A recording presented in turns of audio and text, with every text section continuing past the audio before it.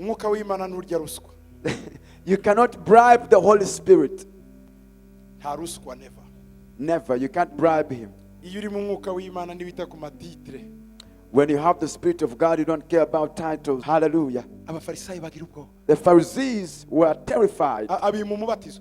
He did not baptize them kuko yari azi ko aribo bazicisha Yesu. because he knew they would be the ones to kill Jesus. Mutoke kure. Go back. Simbabatiza Yohana. I will not baptize you, John. Timufite imbuto zo kwera muri mwe. You have no fruits of repentance in you. Turuko abagabo bari bameze. That's how these men were. Murumva bebera. Murumva agira atya. Do you feel John being Ararya easy with ruswa. them? Does he get bribed? Arakomprometa. Does he compromise? Never. No. Twiteguye Yesu kandi ko agiye kugaruka. We are ready for the return of the Lord again. Hakenewe abandi ba Yohana mubatiza. He needs other John the Baptists. Igihe cyose agiye kuza. Every time he's about to come, Agomba kubinteguza. there must be forerunners. Ndagira ngo mbibutse ko I want you to remind you ibigeragezo bitanzwe n'Imana bitujyana mu butayu. that trials of God take us to the wilderness. Kandi ibyo bitwegereza Imana. And those trials draw us near to God. Ariko tentation ibishuko bitangwa na Satani kandi bitwigiza kure y'Imana. But temptations, the word of the Lord came upon him. Muri ubu butayu urimo. In the wilderness you are in now, Ntabwo bwari ubutayu bwo kukwica. it was not a wilderness to kill you. Nubwo kuguha ijwi ry'ubuhanuzi. It is a desert to give you a prophetic voice. Ijwi ry'ubuhanuzi. A prophetic voice. Kugira ngo ubashe gutegura inzira That you z'Uwiteka. may prepare the way of the Lord. Kuko hari ugiye kuza. Because one great is about to come. Akeneye akanwa kawe. He needs your mouth. Akeneye amaboko yawe. He needs your hands. Akeneye umutima wawe. Speak in the wilderness. Ubu butayu mvuga. This wilderness I'm speaking Ntabwo ari about location géographique. is not a geographical Ni location. ukubwira abantu b'iki gihe bagoye kumva. It is to tell the people of today who don't understand. Abantu bifitiye ibyo bishize mu mitwe yabo. People who have their own systems in their mindset. Abantu bafite filozofi zabo. People who have their own philosophy. Abantu bagendera mu mitekerereze People yabo. who walk according to their thoughts. Bivugira ibyo bashatse. They say whatever they want. Abantu bafite liberté muri byose. People who have liberty in everything. Bumva ko icyo bashatse ari cyo People bakora. who say whatever they want is what they Biragoye do. kubwiriza abantu bo muri iki gihe. It is hard to preach the people of the Umubwiriza day. nawe afite ikindi You kibwiriza. preach to them and they have another sermon for you. Umubwira ikintu nawe afite ibindi bitatu. You tell them one thing, they have three for you. Uramucyaha gato agatangira ibye. You rebuke them once, they start their own thing. Ntibacemera gukosorwa ngo yicare ajye ku murongo. They no longer accept to be tutored and to be told. Umushyira ku murongo akakwereka ko wibeshye cyane yakora ibyo ukora kandi When you yagusumba. try to correct them, they tell you are out of Turi your ijwi mind. rivugira mu butayu muri ibi bihe. We are a voice crying out in the Turakorera mu bantu wilderness. bagoye kandi bagorana. We are operating in a very difficult age. Abakozi b'Imana barakorera mu bihe bikomeye. Servants of God are working tough times. Barakorera mu bantu baruhije. They are working among terrible Bararwana people. n'imyuka yose.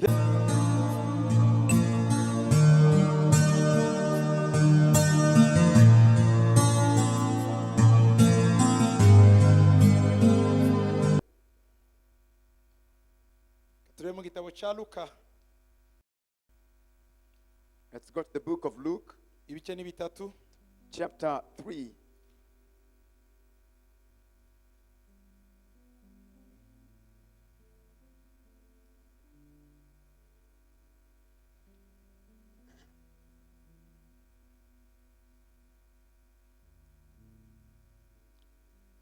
Oh. Ibice bitatu ku murongo wa gatatu. Chapter 3 of Luke, verse 3. Reka duhere ku murongo wa kabiri. Maybe let's begin with verse 2. Ana na Kayafa ari abatambyi bakuru nibwo ijambo ry'Imana ryageze kuri Yohana mwene Zakariya ari mu butayu. Ajya mu gihugu cyose giteganye na Yorodani abwiriza abantu iby'umubatizo wo kwihana ngo babarirwe ibyaha. Kuko byanditswe mu gitabo cy'amagambo y'umuhanuzi Yesaya ngo ijwi ry'urangurira mu butayu ati nimutunganye inzira y'Uwiteka, mugorore inzira ze. Igikombe cyose kizuzuzwa n'umusozi wose n'agasozi bizaringanizwa, n'ibigoramye bizagororoka, n'inzira zidaharuwe zizaharurwa, abantu bose bazabona agakiza k'Imana. Amen. from God. kujya mu butayu kwa Yohana And so for John to go to the ntabwo wilderness, kwari ukujya kure y'Imana, it was not to go far from ahubwo God. byagombaga kumwegereza Imana. Rather, it had to draw him near to God. Muri iki gihe rero And so in this time, Yohana w'umubatizi yazanye ubutumwa butandukanye. John the Baptist brought a different message. Yazanye ubutumwa abantu batari biteze kumva. He brought a message people were not ready to listen, to receive. Abantu baratangara. And people were shocked. Yari afite ububasha He had authority bukurura abantu. that attracted people. Ijambo rya mbere yaravuze ngo Number one, he said, njyewe ndijwi. I am a voice. Ntiyavuze ngo He did not say, njyewe ndi apotre. I am an apostle. Ndi prophet. I'm a prophet, Wa hatari. a great prophet. Ntiyavuze ngo He didn't say, ndi evangeliste international. I'm an international evangelist. Ndi evangeliste nationale local. I'm a national or local evangelist. Ntiyavuze ngo He didn't say, ndi archbishop. I'm an archbishop. Ndi bishop. I'm a bishop. Yari afite indi style. He had a different style.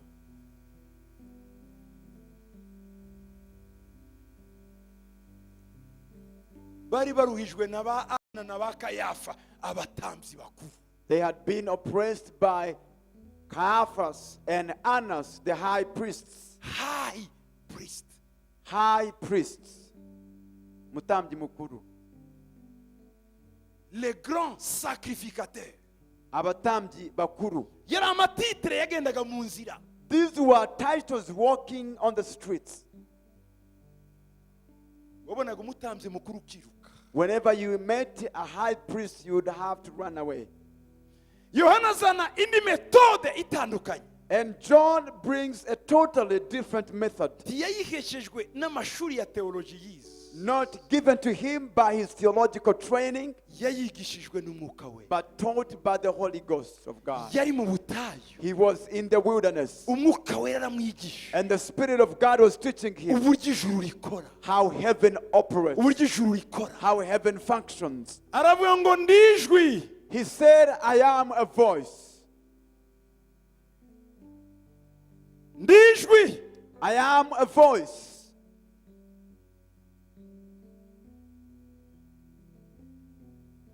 Mwiriwe wajwiwe. Good afternoon, Mr. Voice. Yego mwiriwe. Yes, good afternoon. Ukorera he? Where is your office? Headquarter yanjye iri mu butayu. My headquarters is in the wilderness.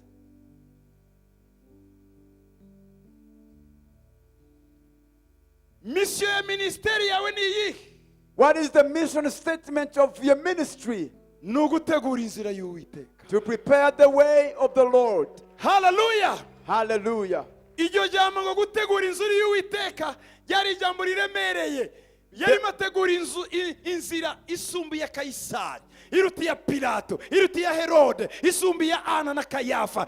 Ndategura inzira y'Uwiteka ugira ubwami bw'iteka budashira. That word, the kingdom is about None to tujye come. kumureba. Let's go see him. Abantu baramanuka mu butayu. People came down to the wilderness. Bakurikira umugabo udafite mikoro. They followed a man without a microphone. Umugabo udafite inzu zirimo They climatisation. followed a man without a building with the AC. Umugabo udafite loud speaker nkaya. A man without loudspeakers Ariko like this, wuzuye umwuka wera but n'imbaraga full of the z'Imana. Holy Ghost. Uzi icyo akora mu buzima Who bwe. knew what he was doing? Umugabo uri kuri misi utarangazwa n'ibintu. A man on a mission without distractions. Arangajwe gusa no gutegurira Imana inzira. Simply looking at his mission. Ngomba gukora butarira. I must work while Imirimo it's y'uwantumye. the work of him who Dore sent bugiye me. kwira. The whole night Aho is umuntu coming, atazabasha where a man will gukora. not be able to function. Nimutegura inzira Prepare the y'Uwiteka. way of the Lord. Hallelujah. To receive another. Nta kuntu Yesu yari buze ku isi ngo abatize abantu mu mwuka hataragira umubanziriza kubatiza kubatiza mu mazi. There is no way Jesus would have baptized people in the Spirit without a precursor baptizing them in the water. Nta kuntu Yesu yari kwitwa umwami hatari umuntu bateguriza ko umwami ari mu nzira. There was no way Jesus would be called a king without a precursor going before him to tell them a king is on the way coming. Ibyo bihe byari bikomeye. Those seasons were tough. Abantu baraza basaba imbabazi. And people came and repented. Ibihumbi n'ibihumbi by'abantu. Thousands upon Bafika thousands. Galilaya. They came from Galilee, Ibuyuda. from Judea, Yerusalemu. Jerusalem. Barabanuka bose. They came down. Epfo y'Yeriko barakomeza. Below Jericho they came Baje down. kubatizwa. They came to be baptized. Barabatizwa They were baptized. Insengero The temple, zisigara vide. the synagogues were left empty. Zisigaye vide. When they were left empty, Bene data abatambyi n'abasadukayo. the Abafarisayo brethren, the n'abasadukayo. Pharisees and the Sadducees and the priests, Natwe nitutabatizwa abantu ntibazongera kutwemera. they said, if we don't get baptized, people will not accept us anymore. Kuko bari bemeye icyo umuhanuzi Yesaya yavuze. Because they accepted what the prophet Isaiah had Kuko biranditse prophesied. kuko umuhanuzi Yesaya yavuze. Iki gice bahoraga bagisoma mu isinagogi. Because they were reading this scripture as the prophet Isaiah says. They always read this regularly in their Integuza y'umwami synagogue. yaje. The forerunner of the Lord has come. None abantu bayibonye. Now people have seen him. Abakristo baragarukaga ngo pasite. The believers, the Christians would come back and say, Pastor, Tuvuye kubatizwa. we just came back from being baptized. Twabonye na wa wundi mwatubwiye Yesaya yavuze. We saw a man who talked about Isaiah prophesied. Nabatijwe. He baptized me. Yagera imbere. Whenever he went farther, Pastor mvuye kubatizwa. Pastor just came from being baptized. Hari umugabo mu butayu. There's a man in the wilderness. Ntabwo yambaye ikanzu He nk'irya. doesn't have a garment like yours. Yambaye umwambaro w'ingamiya. He has a camel's hair, Ariko afite ubwenge but sha. he has wisdom. Aravuga. He speaks. Ukumva waguma mu And butayu. he speaks. Nazanywe gusa no kukubamenyesha amakuru. I came to inform you. Abafarisayo barahamagana. The Pharisees called upon each other, N'abasadukayo. and the Sadducees. Icyubahiro n'icyashara cyacu kirarangiye. Our reputation is endangered now. Icyashara cyacu. Our survival, our money is endangered now. Abakristo bacu bose bemeye uriya mutipe. All our believers and followers are going behind this man now. Bamwe baravuga ngo hari icyo bitwaye se. Some said, what's wrong with that? Kwibira muri Yorodani ukavamo. Just to be dipped into the Jordan and come out. Muze tugende Let's babone ko just natwe go and get twibiyemo. baptized. Yajyanaga ibitabo nka bitanu kimwe ikindi agihetse ibindi hariya. They would carry about 5 scrolls, one in the bosom, another one under the armpits. Yabona umukristo usanzwe gusa akamuhema ngo dore nguriya.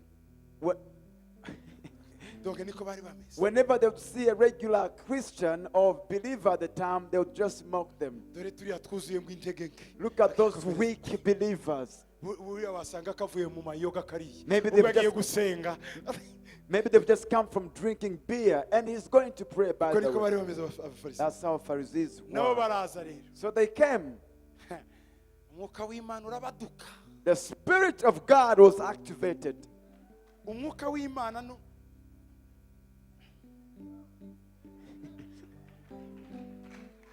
Katwisomere. Umwuka w'Imana n'urya ruswa. You cannot bribe the Holy Spirit. Nta ruswa never. Never. You can't bribe him. Iyo uri mu mwuka w'Imana ntibita ku matitre.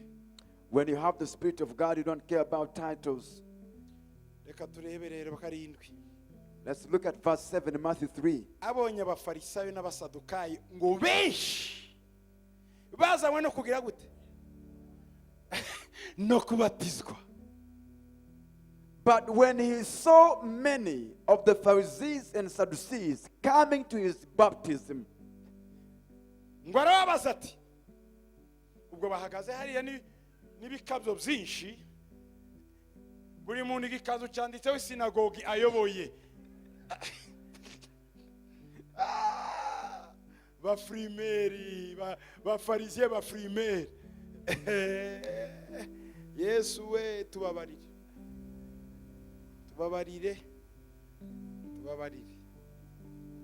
bari empty muri bo bujuje gusiba ikanzu hanze bavibra nka telefone iri muri vibreri. Donc bavibra bateruriza abantu. Yohana yari biza bati arangije arunamuka ngo arabareba ndiye babwe bene data mwahamagawe n'Imana, bene data muri mukorera Imana muri iki kinyejana, bene data Imana yahamagaye mu gihe cyabo. Jamais nta ruswa yaravuze ngo mwa bwoko bw'inshiramo. Hey, yarimo bivuga ari mu mazi yaratukanye cyangwa yavuze ukuri? Umuntu abikoze ubu mwavuga ngo pastor wacu yagiye mu mubiri ko mutavuga ko Yohana ari mu mubiri we. Yari mu mwuka w'Imana. But when he saw many of the Pharisees and Sadducees coming to his baptism, he said to them, brood of vipers. N'abana b'inshiramwe. Brood of vipers. Ninde wababuriye ngo muhungu mushinyu ugiye kuza? Who warned you to flee from the wrath to come? Ibaze ndimo ndabatiza abantu. Imagine I'm baptizing Maze people. kubabatiza. I have finished baptizing them. Baso wanyu na banyokorome ba pastor baraje. And then your fathers, your uncles who are pastors show up also. Kabongo mwanshiramwe muje gukora iki? And then I say, you brood of vipers, what have you come to do? Uzicho mwavuga? Do you know what you would say? Wa muntu nukuri ntafite imbuto z'umwuka wera ye. This man has no fruit of the Spirit at all.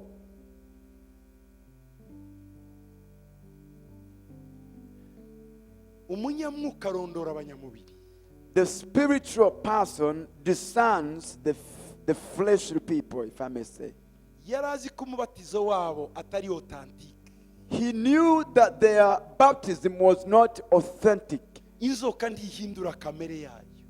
A viper will never change its intentions. Nubwo mbabatiza ndimuhinduka. Even if I baptize you, you won't change. Reka mvuge mba expose kamere yayo. Let me expose your carnal mind. Abana b'inshira bivuga iki? What does the brood of vipers mean? N'abana b'inzoka. They are the children of the snake. Inzoka ninde? Who is the snake? Ni Satani. It is Satan. Yesu nawe yarabavuze ngo. And Jesus talked about Ngo them. muri abana ba Satani. He said, you are the children of Satan. niwe so. The devil is your father. Yohana yabisubiyemo. John repeated it. Mwa bwoko mw'abana b'inshira. You brood of vipers. Ninde wabagiriye inama yo guhunga umushinyu ugiye kubatera? Who warned you to flee from the wrath to come against you?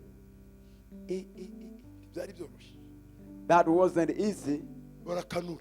And they opened their eyes wide. Umuntu uduhangaye uyu ninde? Who is this man to dare confront Ariko us? umwuka wera. But the Spirit of God. Bakikomeza mu mubiri ariko mu mutima ati turashize icyadukura.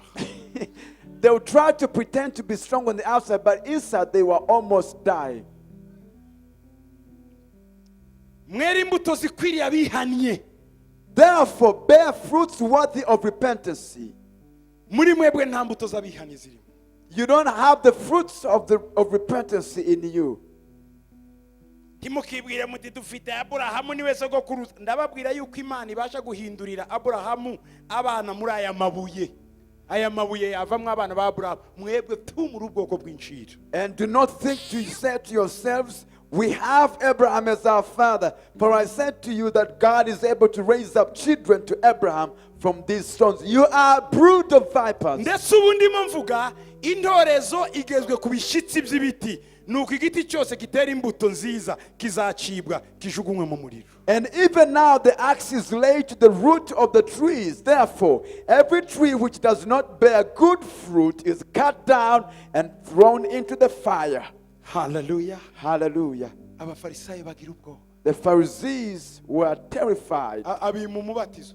He did not baptize them Kuko yarazi ko aribo bazicisha Yesu. because he knew they would be the ones to kill Jesus. Mutoke kure. Go back. Simbabatiza Yohana. I will not baptize you, John. Timufite imbuto zo kwera muri mwe. You have no fruits of repentance in you. Dore uko abagabo bari bameze. That's how these men were. Murumva bebera. Murumva agira atya. Do you feel John being Ararya easy with ruswa. them? Does he get bribed? Arakomprometa. Does he compromise? Never. No. Twiteguye Yesu kandi ko agiye kugaruka. We are ready for the return of the Lord again.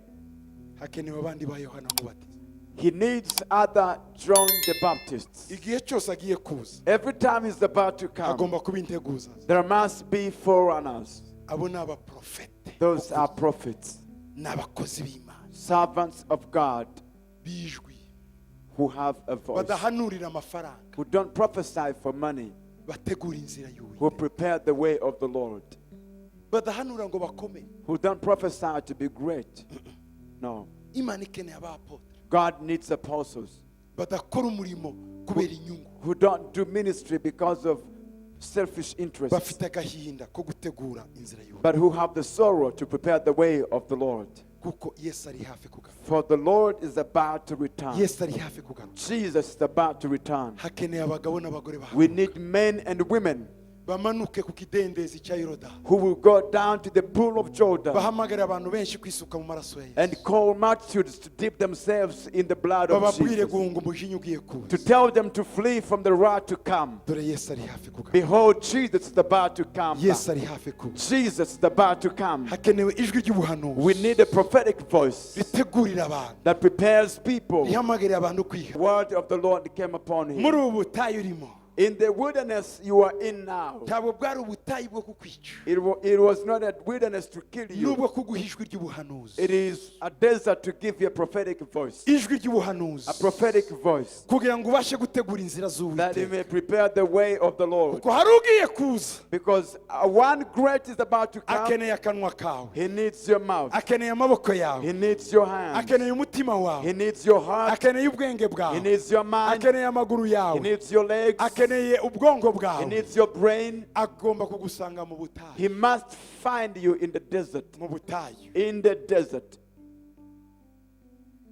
Abandi bitotombera mu butayu, abandi bagahanurira mu butayu.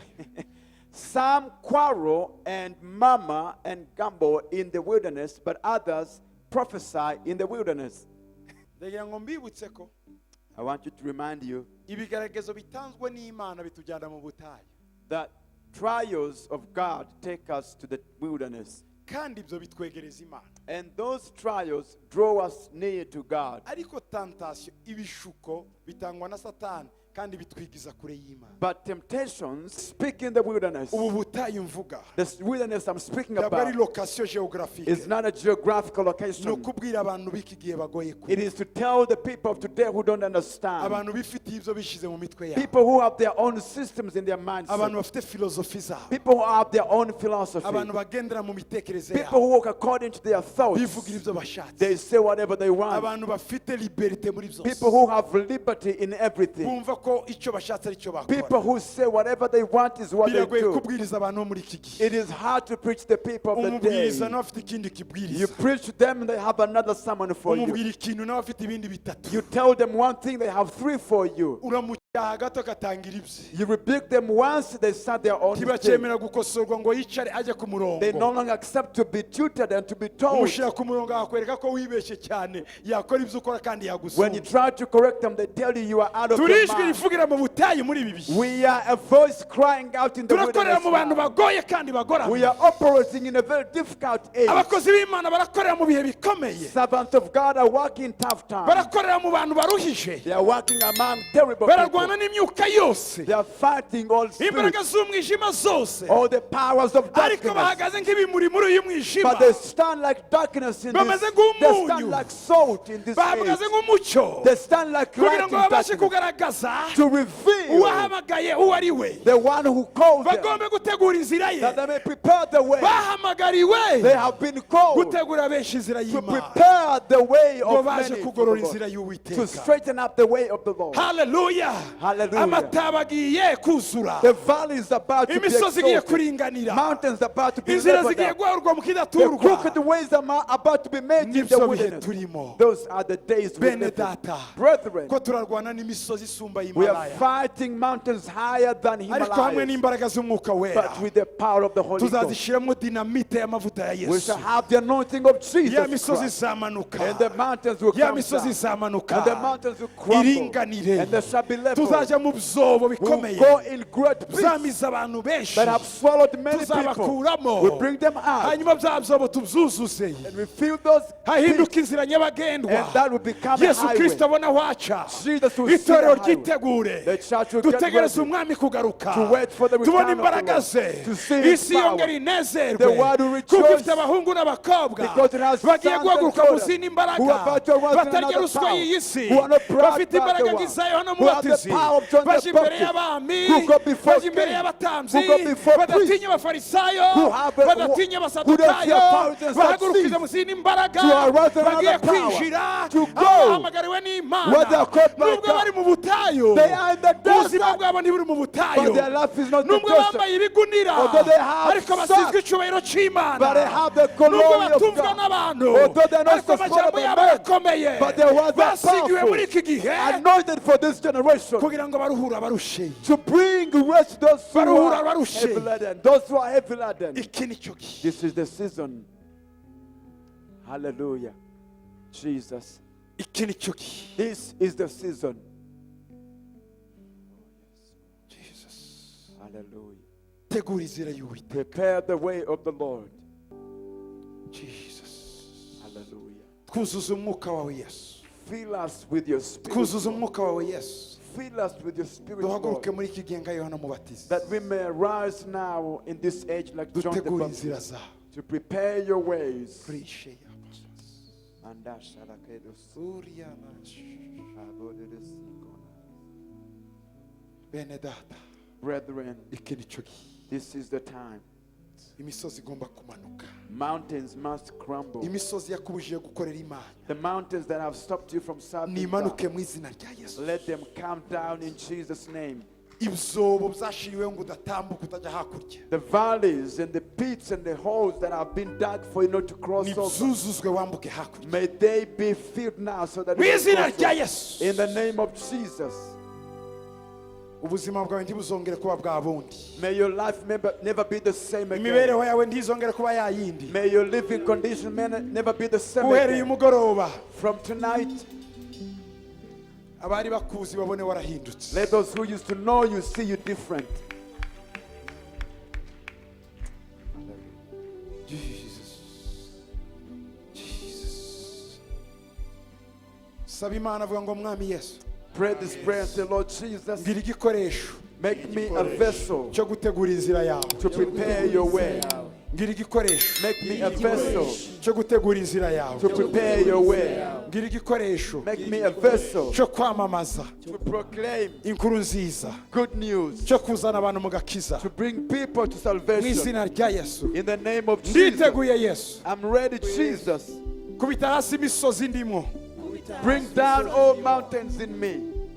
gorora inzira zawe muri nje Straighten your ways in me. tunganya inzira zawe muri nje Straighten your ways in mu me. izina ryawe Yesu In your name, Jesus. nditeguye I'm ready. nditeguye I'm ready. nditeguye I'm ready. nditeguye I'm ready kugukorera to serve you. n'icyubahiro kibi cyawe The glory is uyu yours munsi n'iteka ryose today and mu izina rya forever. Yesu In Jesus' name. amena. wowe wafashe umwanya wawe ukareba ubutumwa ukaba ubugejeje ku musozo turagushimiye. niba utarakora sabone cyangwa subscribe bikore kugira ngo ujye ubona ubutumwa bushyashya. wibuke gukanda ku kazogera kugira ngo ujye uhabwa notification za video nshyashya. Ufite igitekerezo, ufite icyifuzo cy'uko twavugurura uyu murimo, twandikire hasi muri commentaire, urabudufashije. ubu butumwa bwohereza bagenzi bawe kugira ngo nabo bahabwe umugisha. urabudufashije kwamamaza ubu bwami. uhabwe umugisha.